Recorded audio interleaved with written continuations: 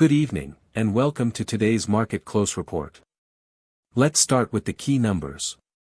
The Nasdaq closed at 24,932, down 0.18%. The S&P 500 was nearly flat at 7,413. The Dow Jones Industrial Average showed relative strength, rising 0.51% to 52,210. The VIX, our fear gauge, edged up to 18.67, indicating cautious sentiment remains. The 10-year Treasury yield fell 0.81% to 4.64%. The dollar index edged up 0.3% to 101.51. The offshore yuan strengthened slightly against the dollar to 6.7649. In commodities, WTI crude oil tumbled 3.41% to $81.96 a barrel. Spot gold slipped 0.35% to $4,075 an ounce. Today's session on Wall Street was marked by a clear structural divergence, with a defensive tilt overall. The Dow's gain signals money rotating into traditional industrial and value stocks. The Nasdaq's decline, combined with a nearly 2% drop in futures after hours, shows that tech growth names are under the twin pressures of higher rates and recession fears. The flow of funds was unmistakable, moving away from risk assets like technology and energy and into defensive sectors such as utilities and healthcare. Treasuries also saw buying support. Gold's slight pullback suggests a stronger dollar capped safe haven demand. Overall, risk appetite deteriorated but has not yet reached panic levels.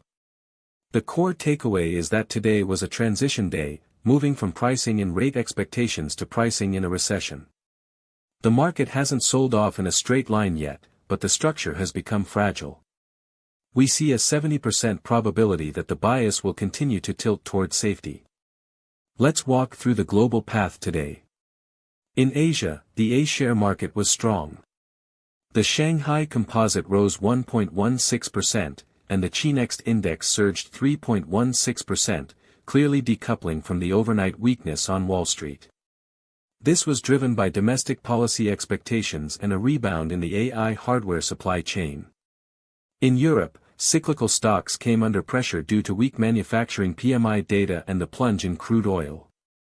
In the US, the early session saw energy stocks lead the decline after the July manufacturing PMI fell into contraction territory and Saudi Arabia cut prices. Tech stocks then accelerated their decline, with Nvidia falling nearly 5%. But buying in defensive sectors and treasuries provided a floor, and the Dow managed to close in positive territory. The turning point came after 10 a.m. Eastern Time, when Nasdaq futures sold off and bond yields dropped, confirming that recession trading had replaced the AI narrative. The emotional bellwether today was Nvidia, the semiconductor leader, falling. The energy ETF also dropped sharply. Crude oil was another drag, with WTI down more than 3%. Comparing this to our morning note, our overall direction was correct.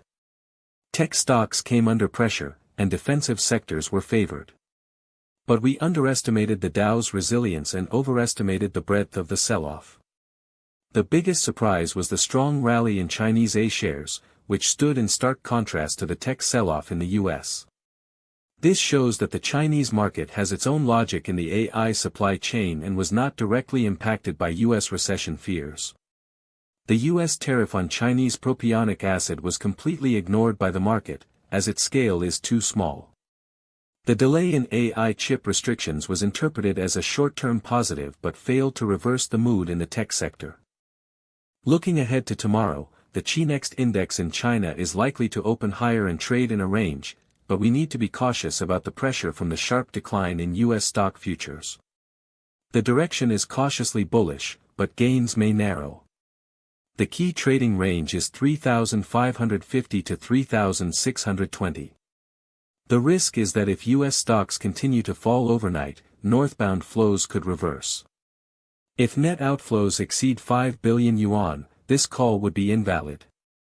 The US energy sector is expected to fall further tomorrow, as WTI crude could break below the psychologically important $80 level. The impact of Saudi Arabia's price cuts has not been fully priced in. The 10-year Treasury yield will test support at 4.5% tomorrow. If it breaks below, that would confirm a deepening of recession pricing.